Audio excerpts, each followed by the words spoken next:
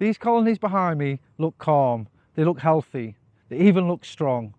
But inside each hive there could be thousands of tiny little parasites weakening the colonies. That's why today I'm hitting them with oxalic acid vapour. Varroa mites are the single biggest threat to honeybee colonies here in the UK. They reproduce inside brood cells, feed on bees, weakening their immune systems, and spreading viruses through the hive. The problem is, you don't always see the damage until it's already too late. This isn't my first treatment of the season. I did my first oxalic acid treatment in late December, when I thought the bees were likely to be on a brood break. But I didn't know for sure. It was too cold to be diving into the hives to check properly.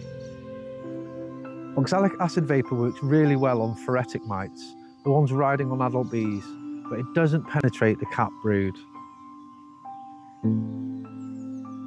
So as new bees emerge, new mites emerge with them. There may well have been some capped brood back in December, so I've been following up with additional treatments.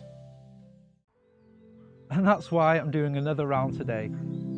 If we choose to keep bees, we take responsibility for their health. And right now, that means managing Varroa. Let me show you how I'm doing that today. So this is the Instavap sublimator.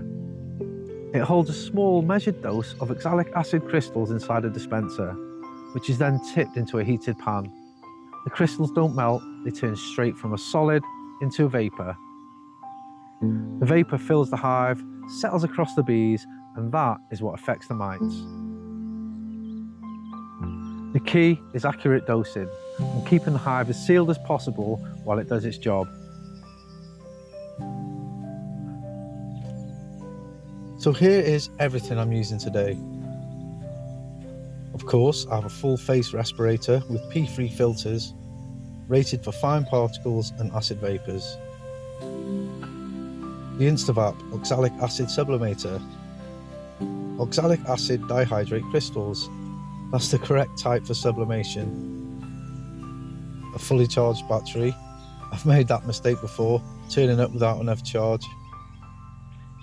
A pair of gloves. I'm wearing disposable nitrile gloves just to protect my skin from the acid. But because parts of the Instavap do reach around 230 degrees Celsius, thick work gloves are probably the more sensible options.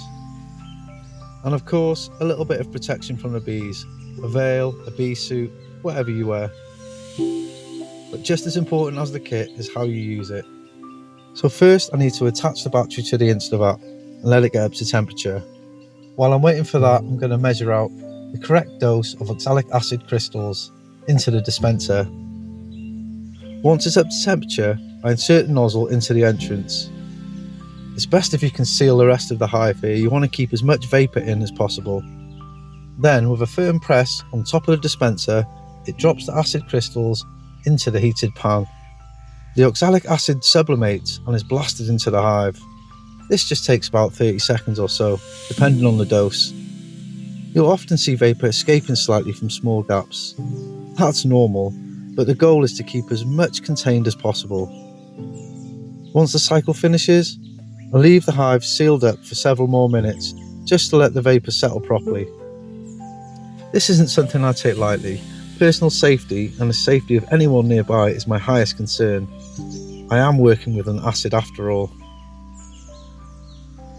Well, the sun is setting and that's one hive down. Best crack on with the rest. Thanks ever so much for stopping by and I hope to see you in the next video.